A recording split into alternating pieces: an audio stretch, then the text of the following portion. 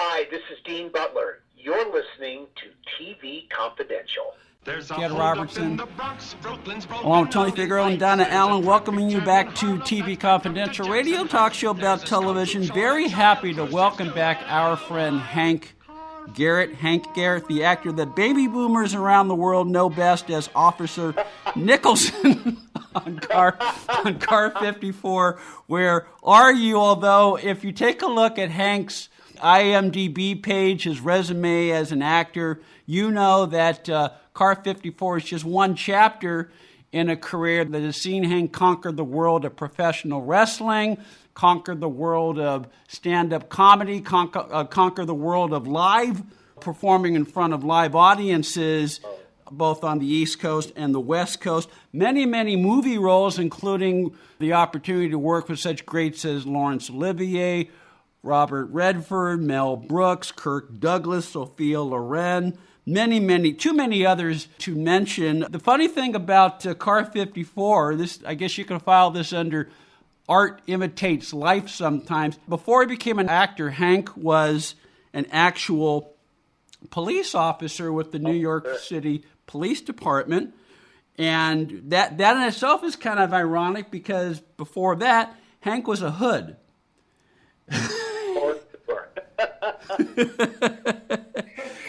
He grew up dirt poor in one of the toughest streets of Harlem, New York, and by all accounts, including Hank's account, he could have easily ended up dead or in prison before he was 13 years old, were it not for the intervention of several angels in his life, one of whom happens to be a man named Sammy Davis Jr. We'll ask Hank about that and more. These are just some of the stories that Hank shares in a marvelous book that we'll tell you more about in just a second. Hank Garrett, welcome back to our program. Yes. Sammy Davis Jr. was probably the most important angel of your life, but there are many, many others as well. I understand James Cagney was sort of a source of encouragement early on, wasn't he? Oh, absolutely. I was so fortunate that to meet these people who took a chance with me because they didn't know what I would be doing, and I had to prove that underneath that shield that I wore, there was a human being. So, yeah, Sammy Davis Jr. and so many others took the chance with me. And I pray they never regretted a moment of it. Well, I think somewhere in the great ether, they're very happy because they would know, as any of us who are familiar with your story know, that when given the opportunity, you took advantage of those opportunities and you built upon those opportunities to make a very successful, long-lasting, steady career for yourself. God works in many mysterious ways, but God is always there. And God is certainly blessing us today because we're having an opportunity to talk to our friend Hank Garrett, the actor known around the world as Officer Nicholson in Car 54. Where are you? Also the homicidal postal worker in 3 Days of the Condor, and a man who's worked with such legends as Tony Bennett, Count Basie, Duke Ellington, Sophia Loren, Peter Falk, Kirk Douglas, James Earl Jones, many, many others. Hank's memoir, From Harlem Hoodlum to Hollywood Heavyweight, available wherever books are sold through Britain Publishing. You can also find Hank's book, Amazon.com. You can follow Hank Garrett on Facebook. Tony and Donnie, you want to jump in? First of all, it's January. You know, I have a whole medley of Christmas episodes I have to watch in December, and of course, in that list is Car 54, Where Are You? I love the Christmas episode from that one. And you steal your scenes in that one, you with Al Lewis. Oh. No, I you know, it's such a wonderful episode, and I think it's super entertaining, but it has this beautiful arc, a beginning, middle, and end. It's one of the few episodes of that time period where the characters don't break the fourth wall and wish everybody a Merry Christmas, but it just kind of ends where, okay, our pageant is over, and now we have to go back to work. And it's a lot of fun to watch. It's on my list every December. I have to watch it. It's always fun to watch that and say, hey, I know that guy. Actually, I had the great fortune of being given the opportunity because I never thought I was going to leave the street. I was lost when I left 111th Street. I didn't know anywhere to go. I was never comfortable unless I was on the street. And people like Sammy Davis Jr. gave me a chance to see what life was like on the other side of that street. Wow. God is good.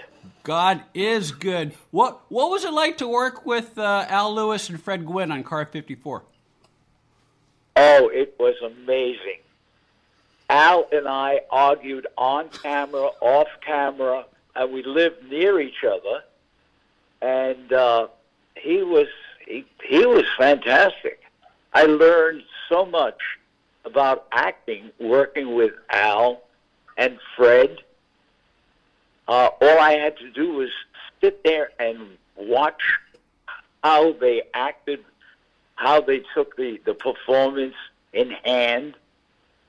I learned so much about performing and life from working with them because it gave me a chance to get off the street. Wow. Especially for a young comic, the opportunity to work with an old school comedian like Al Lewis, I would imagine, that was just a great opportunity not only to learn your craft as a performer, but to learn your craft as a funny person. Oh, absolutely. I wound up being the first white comedian to work the Apollo Theater. Whoa. And when I got on stage, people in the audience knew me from 111th Street. Oh, wow. I understand Nipsey Russell had something to do with you performing at the Apollo. He was responsible for my getting the shot as a white comic at the Apollo Theater. And all I had to do was say, no, I'm from Harlem. I'm from 111th Street between Park and Lexington. And they said, you survived 111th Street? I said, yeah, you had to be tough. And, wow. All I keep saying over and over, God, is... to you, especially that first night? Did you hear that, Hank? What was it like the first night? Yes. I was on stage. That first night at the Apollo, what was the audience's response? I mean, especially that's what I was just about. Hometown boy. I'm on stage, and I hear, hey, what the hell are you doing up there? Oh, my God. So, and I grew up with a lot of Puerto Ricans, and I spoke Spanish. And at one point I didn't know who I was because I was speaking Spanish. In fact, my mom and dad were from Russia. And one evening, I'm a little kid. She gets me off the street. We're going to have dinner together. And I said, Mommy, yo tengo mucho hambre y quiero algo a comer, which means I'm very hungry and I want something to eat. And she didn't understand a word of what I said. She looked at my father and said, he's speaking in tongues.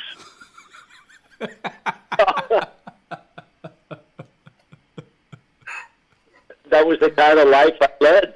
Hank Garrett is on the line with us while Tony Figueroa and Donna Allen are with us via Zoom. Hank's memoir, From Harlem Hoodlum to Hollywood Heavyweight, is available from Britain Publishing. You can also find it at Amazon.com. You can follow Hank Garrett on Facebook. Stay with us, folks. We'll be right back. This portion of TV Confidential is brought to you by Salt River Therapy, a compassionate, confidential boutique therapy practice that offers quality therapies for individuals and couples, both in person in Brooklyn, New York, and virtually throughout New York State and New Jersey. Their specialties include anxiety, grief, low self-esteem, identity issues, and relationship challenges, while the mission of Salt River Therapy is to help you find your inner capacity for vulnerability, healing, and growth so that you can really understand yourself and your experiences, prioritize caring for yourself, and finally tackle the things that have been bothering you. The people at Salt River Therapy value being therapists who actually get you. They love connecting with clients who may be worried about being misunderstood or judged, or who might be afraid of change, or who aren't quite sure what's not working in their lives but are hoping to find clarity, build resilience, and figure out their way forward. Salt River Therapy accepts most New York Aetna plans and have sliding scale rates available. To learn more about what they do or to schedule a free phone consultation, visit saltrivertherapy.com, saltrivertherapy.com. Hi, this is Kevin Pollak, and you're listening to TV Confidential. I'm from New York, of course. I went to Dewitt Clinton High School. I was raised in Harlem, 111th between Park and Lexington. Well, there are a few of us here, but I got to tell you, I'm still having trouble adjusting to California. Explain why. Because I remember as a kid, family was really family-oriented. A typical morning, my grandmother and my grandfather would get up, my mother and father, my Uncle Charlie, my Aunt Rose, my cousin Seymour, my cousin Ruthie, my brother Saul, my brother Murray. And before I knew it, I had that whole bed to myself. Speaking of speaking in tongues, one of your many skills as a performer is you're a master of dialects. You can speak, you can do characters in many different languages. When did you first realize you could do that? When I saw a wonderful comedian named Sid Caesar, and I realized I would copied him for a moment or two, and then I realized I could do that. I could create these sounds like I'm speaking a particular language. But actually I couldn't. Or, you know, my mother and father, I said, was from Russia, and so I would,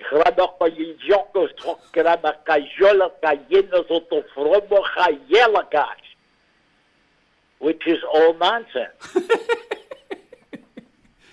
Yes, but as a performer, you know that whatever, even if what you're saying in, you know, Russian or Czech is gibberish, if it enables you to make the impression on the casting director at that moment when you're reading for this part or that part, that's all that matters, right?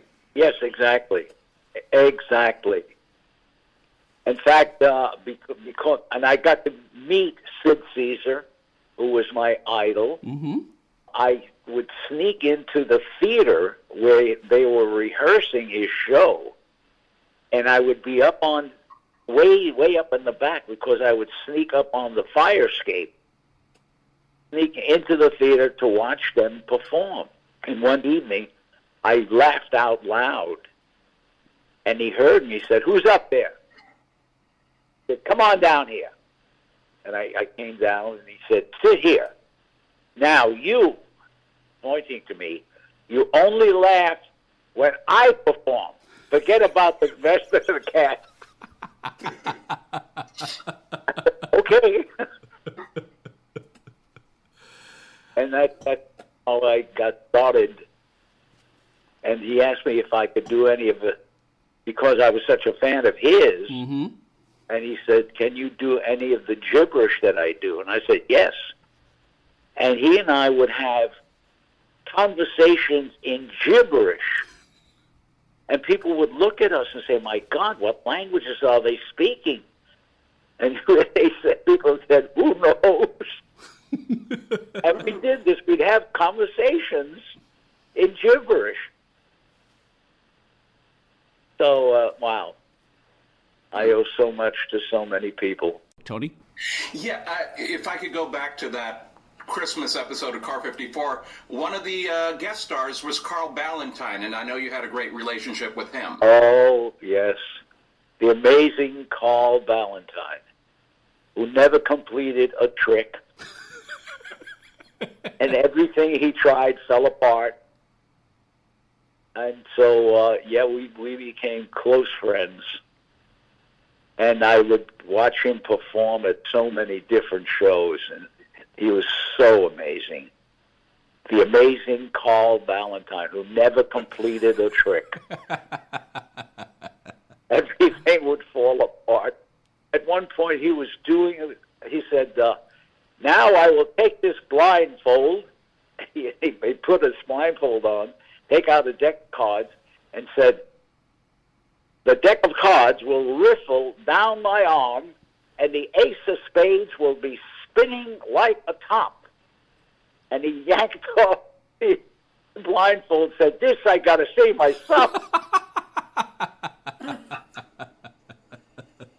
And that was Carl Valentine, the amazing Mr. Valentine. The amazing Mr. Valentine. We're talking to the amazing Hank Garrett. Hank's memoir, From Harlem Hoodlum to Hollywood Heavyweight, is available wherever books are sold from our friends at Britain Publishing. You can also find From Harlem Hoodlum to Hollywood Heavyweight, Amazon.com, where books are sold online.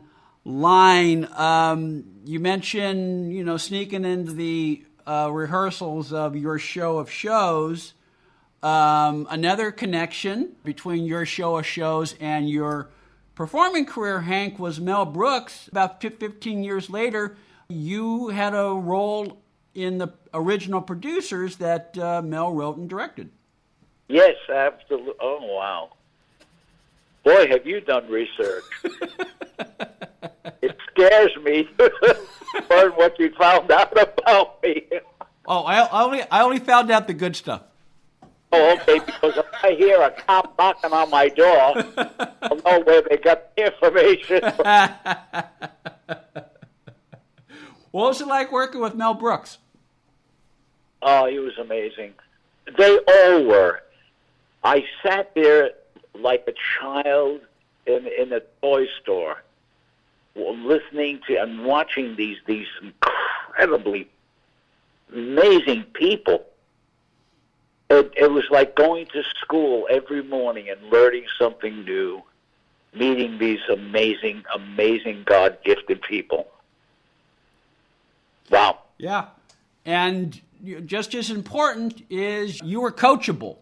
You were open to learning, and you were ready to soak in and take what all these performers, these teachers were giving you, and you were able to channel that with your own ability, and the rest is history. You've been a working actor for a long time ever since. Yes. And as far as the book is concerned, it was my wife who wrote the book. Mm-hmm. And all I did was tell her about some of my experiences, and she put it in, she gave it life. Well, that's... Wow. Yeah, well, that speaks to another thing. You've always been a gifted storyteller. When did you first realize you were a great storyteller? Whenever I got in trouble. And I got in trouble all the time. Oh, yeah. And, somebody once said, next thing you're going to say about the dinosaur that you fought off to get here, and because that'll explain why you had a gun in your pocket. Oh, yeah, I was 12 years old, and I was carrying a piece. Wow. Well, but as we say, you lived in a tough part of town. That was often a way of life. Oh, absolutely. I was given the gun by an older gentleman. He said, "Do you have it? You got a piece on you?" And I said, "No." He said, "Well, you have one now." He said, "Now you don't have to look and feel naked anymore." Wow. Did you ever have to fire it? No. In fact, and this is the most amazing thing. My adopted brother found the gun and gave it to my father. My father woke me up and said, and he had the gun in his hand. Now, my father was a big guy, and he said, "Where did you get this?" And I said, "I found it." And he took the slide off. It was a 25 caliber automatic. Popped the slide off and broke the barrel of the gun with his hands. And I went, "Oh God." He said, "If I find another gun," he says, "I'm going to do this to your neck." Wow. I said, "Oh, okay, Daddy." I'm going back to bed now, Dad. Wow. Hank Garrett is on the line with us while Tony Figueroa and Donna Allen are with us via Zoom. Hank's memoir, From Harlem Hoodlum to Hollywood Heavyweight, is available from Britain Publishing. You can also find it at Amazon.com. We'll take a quick time out. We'll talk some more with Hank Garrett when we come back on TV Confidential.